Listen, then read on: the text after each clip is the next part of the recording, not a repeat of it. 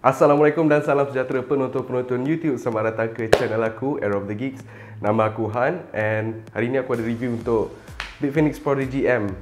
Okay, memang Big Phoenix Prodigy M ni dah lama kat dalam bucket and korang dah biasa tengok. Tapi diorang baru keluar dengan version yang lagi banyak colour. So, lagi banyak yang korang boleh pilih daripada untuk casing ni, untuk match dengan theme ataupun tema korang yang korang tengah build tu lah kan.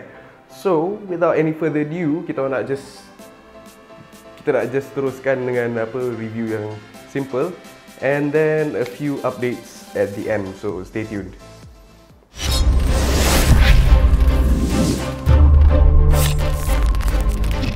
Alright, so Big Phoenix Prodigy M ni dibuat daripada besi dan plastik.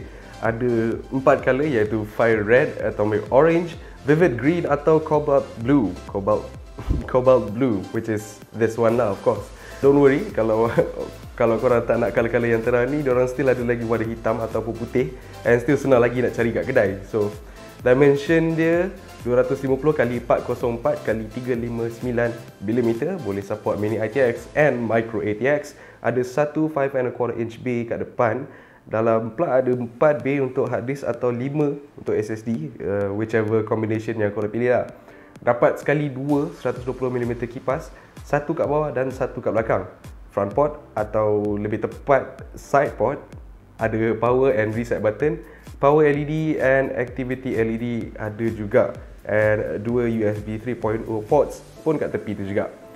Ok, cukup baca tulisan-tulisan kat kertas ni, kita tengok lebih mendalam pula. So standard window untuk casing ialah sebelah kiri, tapi yang ni sebelah kanan. Kenapa? Alright, yang tu tak sure sebab kalau biasa je pun boleh. Maybe diorang nak kelainan sikit kot kan. Luaran dia memang exactly sama yang sebelum ni.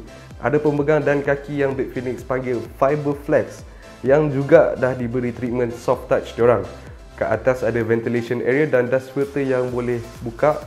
And bila buka kat dalam ni mesti korang pelik sikit kalau tak nak tengok lah, sebab power supply dia pasang kat depan and motherboard pula pasang terbalik. So tu sebab port dekat belakang pun terbalik. Alright, kan? Tu je review untuk hari ni. Sebab tu aku cakap sekejap je, sebab casing dah lama dah dekat market and korang actually boleh cari almost kat mana-mana. Tu satu benefit besar dia lah. Kalau nak complain pasal casing ni, tak banyak. It's almost perfect. Well, I cannot say perfect because nothing is perfect kan. So the only masalah kat sini the only problem kat sini is that the handle. Bila casing ni korang dah letak hardware, kau punya motherboard, punya graphic and power supply, dia akan jadi lagi berat sikit. So handle tu dia bila kau pegang lama-lama dia macam tajam sikit lah. So it's actually nice kalau dia ada macam padding sikit ataupun bentuk dia lebih rounded.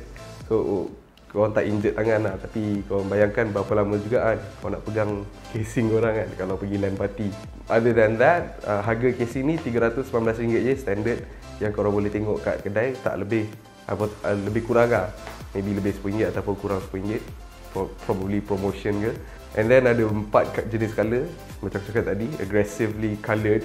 Kalau tak nak colour yang macam agresif tu pun, diorang still ada warna hitam dengan warna putih diorang. So last but not least, Big Phoenix Prodigy M ni diminati ramai gila yang case PC enthusiast ataupun case modifiers ataupun case modders, case modify, macam mana cakap, kaki modify lah, yang kaki modify PC diorang.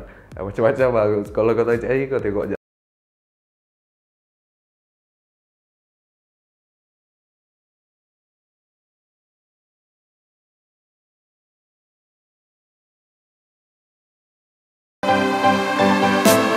So macam biasa, we are at the end of the video.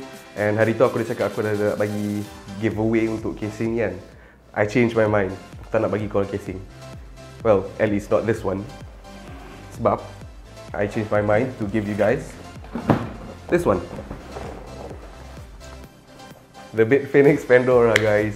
So apa yang korang kena buat ialah korang share video ni obviously. And then kau pergi ke Facebook yang ada link dekat bawah ni, Facebook page untuk Era of the Geeks, and korang boleh komen kat situ kenapa kau nak casing ni. Lepas tu by the end of the month, which is the end of 2014, and a good year for me as a reviewer because aku baru start buat review barang-barang PC tahun ni.